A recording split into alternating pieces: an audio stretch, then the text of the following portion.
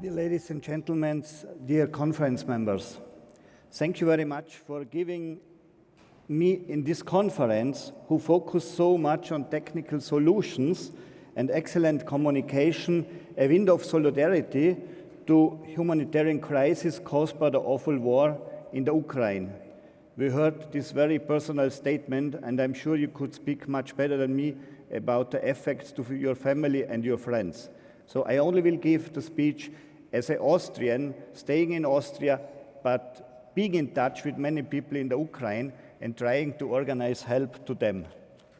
So many people lost their futures within the first moments this war started, a nightmare for so many. But it also shows us a lot of solidarity here in Europe. I am personally touched by the phone calls with my colleagues in the Ukraine who are sitting in an air raid shelter while being on phone or laptop and coordinating help.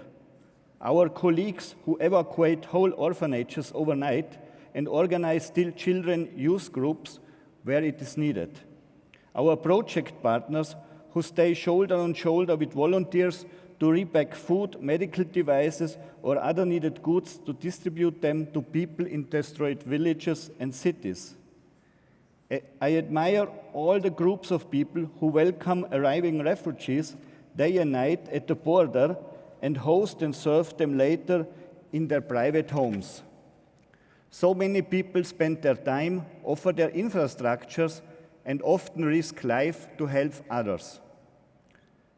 Our Austrian-based NGO Jugend Eine Welt doesn't leave these people alone. Our network of Don Bosco organizes its active about 80 countries around the world. We support community development programs, schools, street children programs, as well as educational and technical training courses in countries of the so-called Global South. Education overcomes poverty is what we believe and work to promote it. In the event of a humanitarian crisis or a war like now in the Ukraine, we do everything we can to stand with our experienced partners and friends. Our Don Bosco partners we mainly cooperate with are usually active on their spots since many decades, ready to act in any moment. They know the local conditions and they rely on the large number of volunteers, even now. Our Jugend Eine Welt networks maintains 12 locations within the Ukraine and many others along the borders, like in Poland, Slovakia, and the Republic of Moldova. 2 major centers in the Ukraine are supplied by us with essentials for people in the area. In the beginning, it was Lviv, Lemberg, and recently there is a growing concern that the situation in Odessa is getting worse. Trucks regularly bring relief goods across the border to supply the centers with the most needed material. About 200 employees are still working in the facilities in the Ukraine, which are supported by many volunteers during these difficult hours. They all decided to stay in a dangerous environment to help. Gunfire, as we heard, bombs, sirens, and uncertainty, what comes up accompanies them. I was touched when I heard how tons of bread is being packed day by day in Lviv and brought inland by train and cars to be distributed to other centers.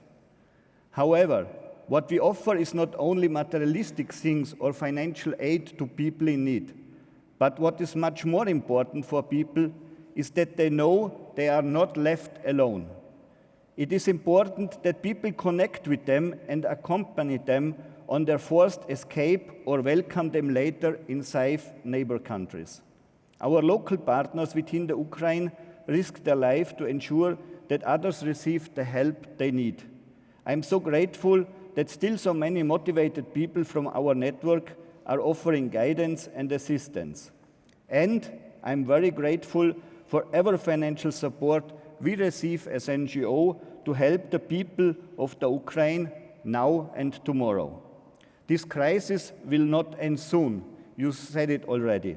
It will become worse, create also other crises like hunger crisis in countries far away, who in the future will not get the expected amount of corn from the one of the worldwide leading exporters of this living spending good. We and many other NGOs working in the so-called hunger countries already fear the situation of lack of food and prepare us for what could come as much as possible. But what we need would be food. 4 weeks ago, I visited our educational programs in Ecuador. Even there, people are dealing with the effects of this war. Especially bananas and roses from Ecuador can no longer be sold to Ukraine and Russia. And workers from the farms there are losing their jobs and their only income. This war has also an impact to the most remote corners to the world. But we also feel a heartbreaking international solidarity of our partners. Only one example. The community farmers in one of our small agricultural farms in Uganda came together and decided as a village to sell one of the few cows they have and donate the money to help the Ukraine war refugees. What an example. I'm very grateful to our donors, foundations, and companies. With their support, they show us and they motivate us to not leave behind people in need. Dear conference participants, please become also partner of our humanitarian aid program. If you are not already engaged in others or support Andrei, who need really the staff to improve and to improve the network he has, please help also in the humanitarian sector. And if you do not have any resources to spend, perhaps you have also such a good, like a cow you could sell and spend the capture you get. While I'm standing on the stage, a big truck with life-spending goods is being loaded and will be on his way to Odessa soon. Your contribution made this possible and made others' activities too. Several of my colleagues are there on our stand, as we heard. Please come and visit us. We will give more information on what we are doing.